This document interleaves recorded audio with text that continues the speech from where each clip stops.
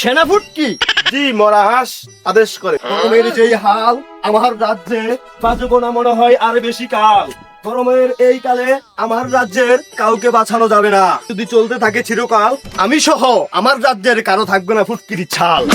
সেনাফুটকি। আদেশ করুন মহারাজ। সকাল সকাল আমার রাজ্যে উনি কে? জি হুজুর, উনি ফকির।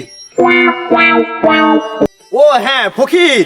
ফকিরকে দিয়ে করাবো আমি রাজপ্রসাদের জিগির। জিগির শেষে তাকে দিব আমি এক বাটি ফিন্নি।